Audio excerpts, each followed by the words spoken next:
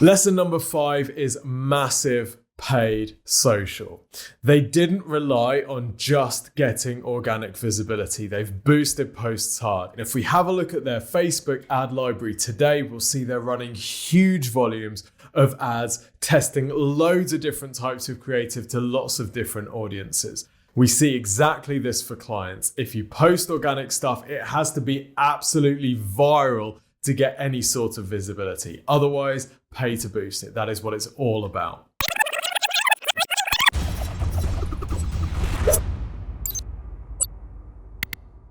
Okay, movement watches. Started in 2013 by a couple of college dropouts called Jake and Kramer. They bootstrapped it, meaning they didn't take investment. And from 2013, they sold it in 2018, 5 years later, for $300 million. Today, they've got 3.6 million followers on Facebook, 1.1 on Instagram. They bootstrapped the whole thing, growing it primarily through social media. If you've seen our Gymshark reverse engineering video, this is basically the Gymshark of watches, another fantastic direct-to-consumer brand built almost exclusively through social media. In this video, we're going to reverse engineer exactly what they've done. We're going to look at the channels they've used, the content strategy, how things have changed over time, the secrets in their website as well. So if you're a direct-to-consumer brand that has big ambitions, or you just want to grow using social media and digital marketing, then stick around until the end. I'll be sharing my 5 actionable tips to copy Movement's success. Let's do this. Okay, first thing that we're going to do is look at the different social channels that Movement have used and look at their influencer marketing strategy. But before we do that, why did they choose influencer marketing and social media? Well, after crowdfunding the first version of the product, the guys realized they needed to scale the business. Now, to do this, they looked at where their customers were, and they saw that their customers were spending all their time looking at their phones and they were on social media. So that's exactly where they decided to market the new business. So Movement started on influencer marketing fairly on in their journey, and from the start they identified that smaller influencers could be a really affordable way of getting in front of their customers. They also used voucher codes very successfully, and what they did is they gave their influencers a voucher code that they could give to their followers, which would get them a discount. Now this is great because obviously it allows Movement to track who's making the purchases, so whose voucher codes are being used, so that tells them which influencers they'll want to work with again. But it's also great because it gives the influencers a bit of buy-in. Movement could potentially run affiliate deals with those influencers so that the influencers get paid based on results, which is a smart way to make sure they've got skin in the game and that they're going to be promoting the products as much as possible. Here we can see an example of this in action during one of Movement's early influencer marketing campaigns. Use code Lisa Herslands for $15 off your next watch. Same thing here with Tag Williams. Go use promo code TAG10 for 10% off a Movement watch. This is smart, both sides win. And this was part of one of their early coordinated influencer campaigns that they run, where they got 62 influencers to post about Movement watches. These influencers averaged 47,000 followers each, so they really weren't huge. But this campaign was massive and the post got over 100,000 likes. Now let's also be clear, this campaign was designed to generate sales and the use of the voucher codes demonstrates this. This was a real direct response campaign. This wasn't a fluffy brand building campaign at all. Yes, of course there was brand building in there. These were lifestyle shots designed to make the products look good. But the real goal here was to generate sales, and the voucher codes show us that. Now this was obviously going to be the case because Movement didn't have huge private equity backing. Yes, they had some money from the crowdfunding campaign, but they didn't have a huge endless runway to dump into brand ads. They had to make these ads work. If we fast forward to today, we can see that Movement is still using influencer marketing, but they've really stepped up the levels of influencers that they're working with. If we have a look at their backlink profile, this shows us the influencers that are linking to Movement's website. And we can actually get quite a lot from this. So first, if we have a look at the links that are coming in, these are the highest authority links. We can see they've got a link from Steve Cook's YouTube channel. So Steve Cook is a big fitness influencer and he has a dedicated Steve Cook landing page. We can see they've got an affiliate relationship with the Ringer podcast where listeners get a discount code. We can see that they use Christian Guzman, who is another big fitness influencer. We can see there's a similar deal with Joe Rogan, Sam Calder, Crooked Media, Barstool Rundown. So we can clearly see that Movement is working with some bigger influencers today than they were previously, which is kind of obvious, right? This is as you grow, you start working with bigger people. But they've been working with some of these influencers for a number of years. And actually, since before the buyout in 2018. Now, one of the things that they've done for a long time is run this movement creator community. This is an ambassador program, and you can read between the lines here about exactly what's going on. It says that how you'll be promoting the brand is through social, Instagram, YouTube, Twitch, or blogs. It's best for influencers and brand advocates, and you'll be getting free product plus commission earning potential. Now, this to me implies that they're not going to be paying you outright. You're going to be getting free product, and commission earning potential might imply that you're going to be getting a voucher code at best, which is kind of interesting. They've obviously now built a brand where they don't have to incentivize influencers as heavily as they once did, but it's more than likely that they're going to be paying their top level influencers at least some sort of sponsorship ambassador fee. Okay, so today their Facebook page has 3.6 million likes, and you can see that the content that they're posting today, and I'm filming this in mid-2021, kind of resembles luxury high-end watch brand, right? This is very much studio shoots. This is the sort of thing that you might expect to see in a magazine. Now, mixed in with this, they also have some more kind of natural lifestyle-y, aspirational vlogger type posts like this one here. And this really kind of harks back to the glory days of Movement's growth. All right, let's talk about the aesthetic of Movement and how it's changed over time. So you can see their first post from 2013. Now, this is going to be the sort of product photography that they used in the Indiegogo campaign to kickstart it. And this is very much studio shot. You'll notice that we're kind of trying to look like a luxury brand here with the studio shot type stuff, and that a lot of their content in the early days was designed to look studio and designed to look professional. What I get the sense of here is that they're looking at luxury brands, they're looking at luxury watch brands and saying, we basically want to look like that. But what happened over time, and we start to get a sense of it with some of these lifestyle shots, is what happened over time is that actually they moved away from being more kind of clinical studio shots to being more lifestyle type shots, the sorts of stuff that you would go on Instagram to see. So things like this, posts like this, you see a lot of people looking down at their watch and their surroundings, and that's something that you get more and more and more of. So within like a couple of years, they were moving towards this sort of aesthetic, which is much more kind of user generated, a little bit less professional in a way, but designed to represent the watch in its natural environment. And this is kind of the pattern they maintain. In many ways, this is perfect Instagram. This is aspirational, lifestyle-y type content with a travel theme for young, beautiful people. And actually, it was really interesting reading an interview with one of the founders where they said the method was really simple. And their process here was really simple. They found influencers that had a following of between 30,000 and 500,000. They reached out to them saying, we love the style of your page. We'd love to send you a watch in return for some content. Their ex-senior influencer marketing manager, Ethan Frame, said, and from there, that's how we started sourcing beautiful imagery from around the world, which no one had seen before or done on social media. So today, this type of stuff looks fairly commonplace. It's easy to forget though, that actually most of the time, this sort of imagery would be on travel bloggers and travel Instagrammers accounts rather than on brand accounts. And Movement were some of the first people to actually get that onto a brand page. Now, if we check out the posts themselves, we'll see actually they're not doing a lot of stuff that we would have expected them to be doing. For example, there's very, very little information in any of these posts, and we see that consistent across Instagram and Facebook across organic posts and ads. This post is simply saying 45 millimeters of brushed stainless steel, wrist candy Movement watches, join the movement. They're not talking about features, they're not even talking about benefits. They're always letting the image do the talking, which is kind of interesting and goes counter to a lot of advice. You'll see also this is user generated content. This comes from a watch account. Engagement levels are pretty good on these posts. We've got 3,900 likes on this at a time when their Instagram account was nowhere near as big as it is today. Now, if we check out Social Blade to see how often they're posting, we'll see that actually since the acquisition, the amount of posts that they're making have gone down.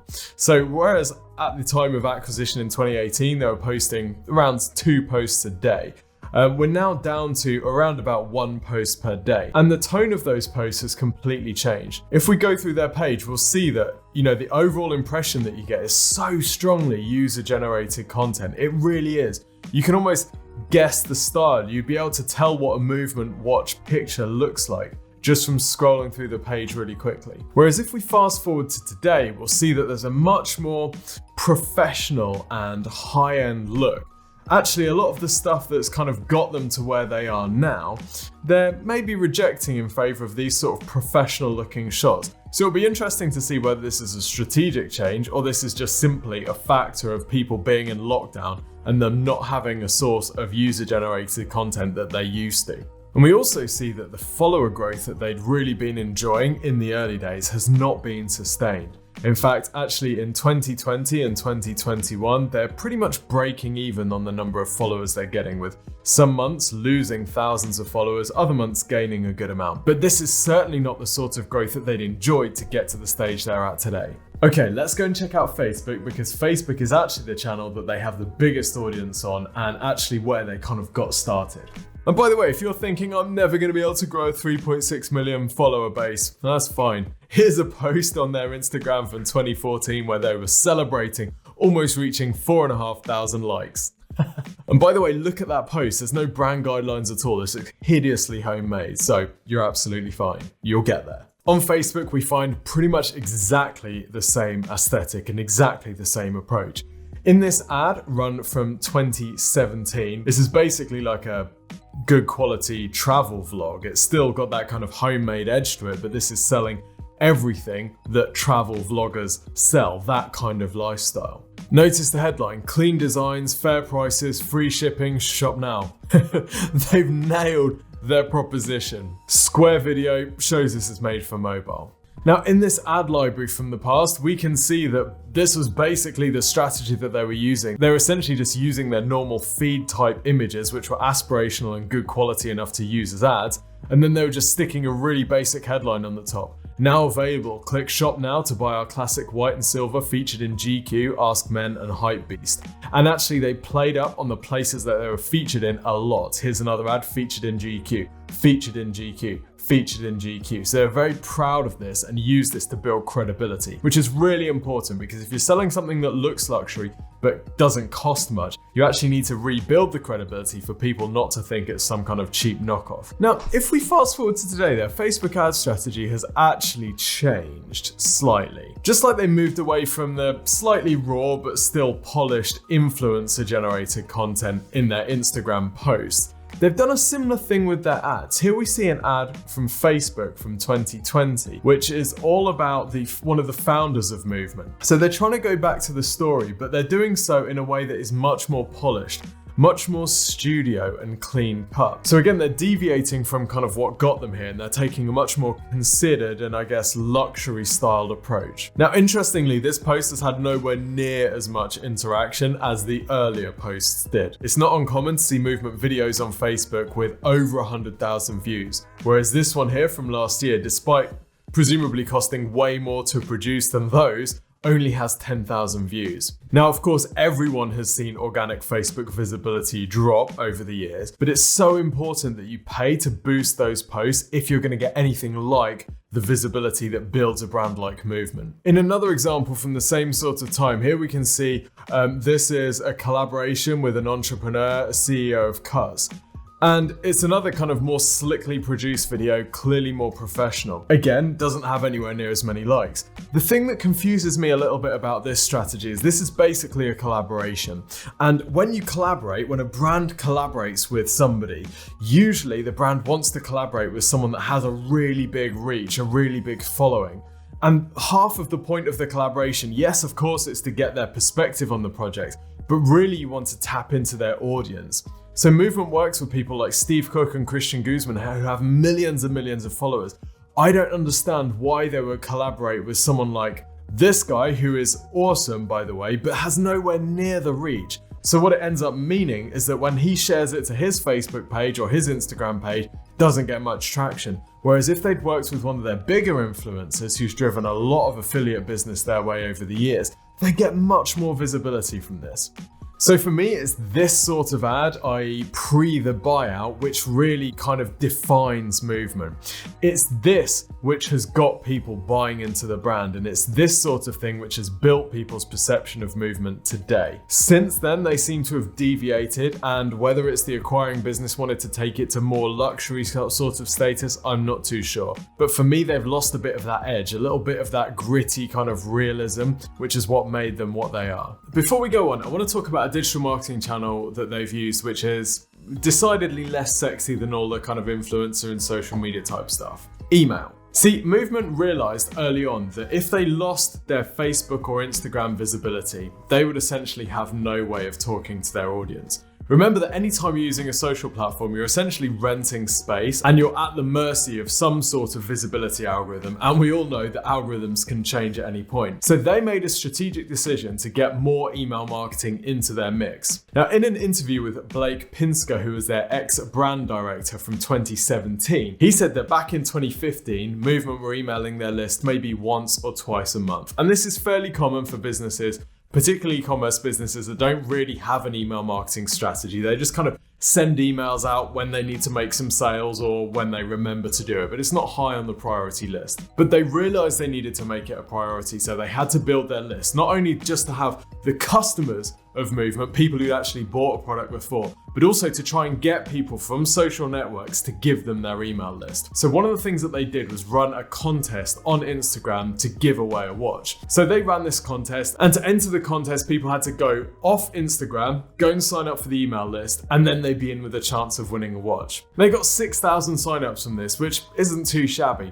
And what they did, which was really clever though, is they sent everyone who signed up for the email list a voucher code, a discount code that they could use to then go and buy the watch. And this had a 3% conversion rate, which again is not too shabby. Considering those people signed up to win something free, they then got a discount code and 3% of them went on to purchase the watch. They also used email capture for product release. So when they were about to release something new, they build up the hype and then they say, go and sign up for the email list because we're only going to have a limited quantity of the new product available. If you want to be one of the first to get it, you need to be on that email list. So if you run email marketing, you might be tempted to just push products, basically use it as a broadcast to just ram your products down people's throats. You can probably tell with how I phrased that that's maybe not the optimal approach. What Movement found, as many people find, is that actually sending a mixture of product-focused emails and also content-focused emails is the optimal, not only to reduce scorch from your email list because people get tired if they're constantly being pitched, but also actually to making more sales. And they found that they had a higher sales conversion rate if they drove people through to a content piece, which then linked to the product, than even if they just sent people a product-focused email. In one example cited by Blake in his interview, driving people through to a blog post created by an influencer yielded a 44% conversion rate increase and a 70% revenue increase compared to sending people a product-focused email. And what sort of content did they send people through to? Well, it was content like this, created in collaboration with Megan Lindsay, who is a photographer. Now, it looks from this post like they've just basically contacted Megan and said, we absolutely love your work. Can you go out and take some pictures with Movement Watch in the Canadian Rockies in winter? Which is exactly the sort of stuff that we would expect to see on their social channels. And Megan has done that, so she's taken some pictures and she's actually put them on her blog. Now at the top she says read more at Movement Watches, but if we go over to Movement's website today, we find that content has gone, that blog post has been taken down. Movement actually changed their website's main URL in 2020. And this is a real shame because this sort of content is awesome, and again, it's exactly the sort of stuff that got Movement traction. Anyway, we'll come back to this when we're looking at things that Movement could do better. If you're enjoying this video, then please use your ninja skills to slash the like button and click subscribe and the bell icon as well to be notified when we post new stuff. Okay, so we've looked at the stuff that's going well. Now let's take a look at the stuff that's not going so well for them. Firstly, YouTube. So Movement's still picking up around about 500 new video views per day, but for a brand this size, that is really, really underperforming. If we have a look at the subscribers that they gain each month, we'll see, again, it's a tale of real underperformance. And in fact, in 2021 so far, they're actually picking up a net 0 subscribers. Some months they're losing more subscribers than they're gaining. Back in 2018, when things were still really on a big growth trajectory, we can see that they were getting a lot of video views. And to see this sort of lumpy view count, and this sort of lumpy view count is indicative of a brand that is running YouTube ads, i.e. they're turning the ads on, they're turning them off, which is why the difference in views each month is so massive. So let's head over to their YouTube channel and see what is going on and why are they just letting this thing die. If we have a look at the content that they're posting, actually most of it is from 3, 4, 5+ years ago when they were really going hard on this. And here we can see some of their videos that they were using as ads. For example, this one here from 4 years ago, 1.5 million views. It's a minute long. There's lots of 1-minute videos here that were used as ads. Now, if we have a look at their recent uploads, we can see that they're still posting videos, but they don't seem to be getting enough views to imply that they're using them as ads. So I don't really know what they're using these videos for. If they're just using them, they're just posting them on YouTube. They're not the sort of thing that gets subscribers, that gets views.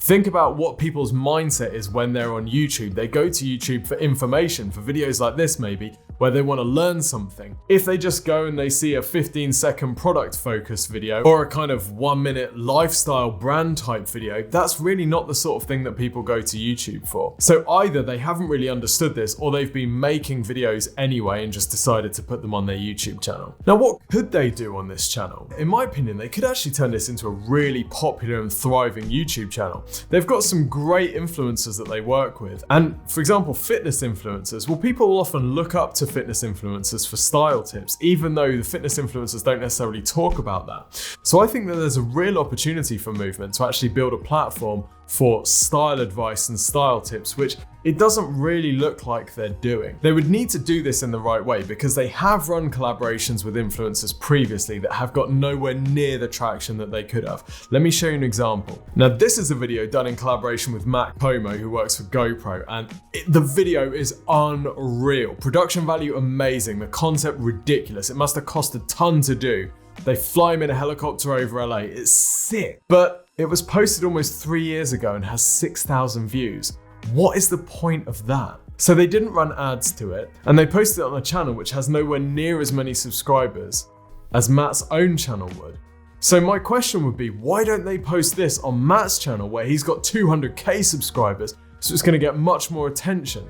Doesn't make any sense to me. And by the way, Matt actually did this with another brand, with Michael Kors. He made a fairly similar video and posted it on his own channel. And of course, it's had 100,000 views in half the time. So here's what I would have done. Found the influencers that had a big following on YouTube, worked on collaboration videos with them, and I would have made 2 versions of each video. The full video and then a behind the scenes or an interview about the video. And then I would have posted one on the influencer's own channel and one on the Movement channel and linked them together. That way, both sides have something to post to their followers, and both sides are linking to the opposite, so they get to build each other's subscriber count. Now, this isn't to say that there isn't a lot of Movement content on YouTube, because there is, and clearly this has been a big part of their strategy over the years, working with YouTube influencers. Here we can see a video with Alpha M, who has a really big YouTube following, where Alpha M compares Movement watches to Rolex watches.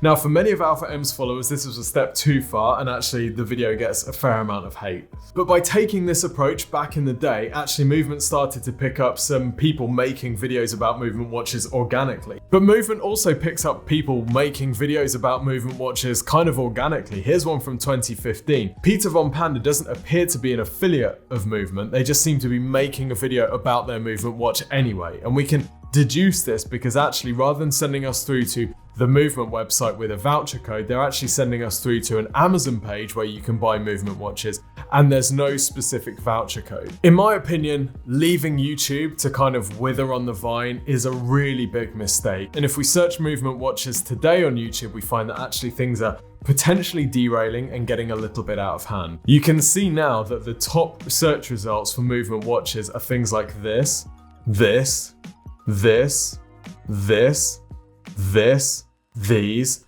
The overall sentiment is now negative, so Movement really needs to take ownership of YouTube, get back on here and start putting on some decent stuff to answer these objections. Otherwise, they risk losing their core influencer-led audience. Another channel that's really not working for them is Twitter. Now, this isn't massively surprising for a lot of lifestyle brands. Actually, Twitter really doesn't work. But when you look at the sort of posts they're running, you can see why it's not working.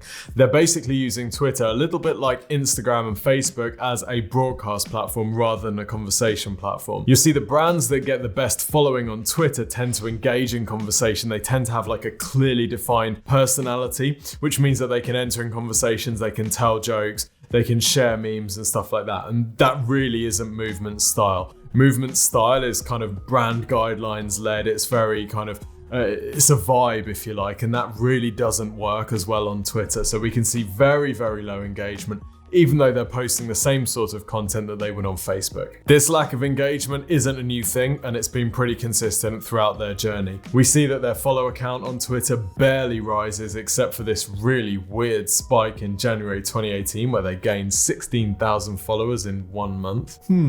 Since then, they've basically just been losing followers ever since. We haven't even looked at their website yet. We're going to look at that in a little bit more detail now, because on-site SEO is another area where they're really not performing anywhere near where they could. Now, it's important to be clear that actually the Movement site's ranking reasonably well. It's likely to be ranking reasonably well because it has such an awesome link profile from so many different high-profile affiliates linking to it. But that's not to say it couldn't be doing better. Now, one of the main things that helps a website rank is the content, i.e. text content on a page. Here we can see on the homepage there's almost nothing.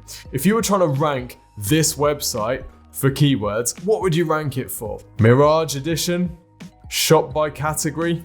Pretty difficult to find the keywords if you're Google to rank this website. But never mind, because e-commerce SEO is often about the category page. This is often the page that we really want to get ranked for those highly commercial relevant terms. Let's go to the men's watches category page and see what sort of optimization we've got here. Okay, so the text copy here is classic style meets modern design. The page title is simply men's watches movement. If I was reviewing this from an SEO perspective, I mean, it's going to get as close to a 0 out of 10 as I could possibly give it. Now, the product pages themselves, pretty decent. We've got very good quality photography. We've got a nice, straightforward, easy to use layout. We've got more details about the product. We've got a fantastic use of social proof. Their review capture, which I think is through Yotpo, is ridiculous. Thousands of reviews on each product, which again, talking about that credibility and how we answer the potential objection that this might be just a piece of rubbish because it's so cheap. They've done a fantastic job of doing that with the huge volumes of reviews. So that is great. But to me, the overall site, the vibe on it comes back to this kind of discussion that we're having throughout, which is this an influencer-led cool brand, or is this a luxury watch brand that's cheap?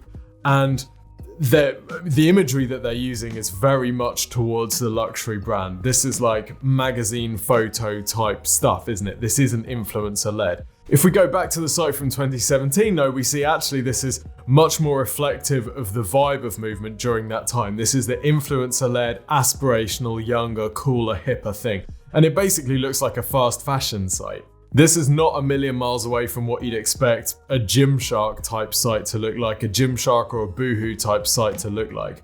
We're talking about belief, we're talking about the story, we're making Instagram front and center, and we've got that credibility from the publications which they've been using all throughout. Now, of course, the site today looks more polished and it looks more slick and it looks more professional, and maybe that's the angle that they want to take it. But it's really interesting to me that there's such a clear deviation from where Movement started to where it is now. One thing that drives me crazy though is that Movement has always been built around the community and sharing stories of people in the community. The clue's in the name. And the blog has been really important to the site throughout as a way of sharing people's stories and sharing the stories of influencers.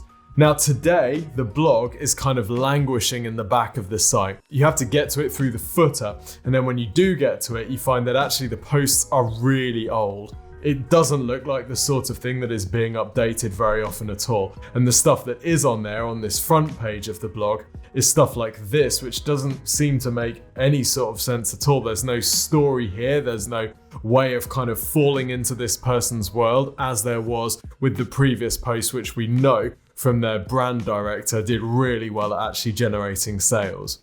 So I'm really seeing the Movement marketing journey in kind of 3 acts, if you like. Act 1 was all about finding their feet and bootstrapping their way to a kind of scrappy situation where they were getting content from influencers because they couldn't necessarily produce it themselves and they didn't have the budget to do it.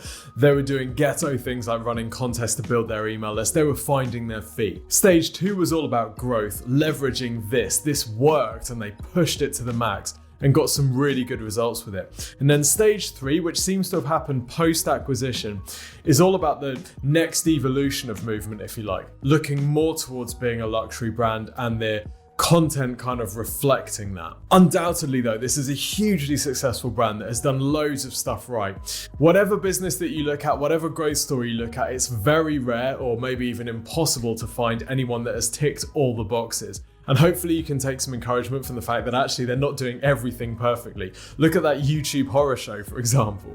And by the way, if you want some free help to grow your business, then our digital marketing agency, Exposure Ninja, offers an awesome free service.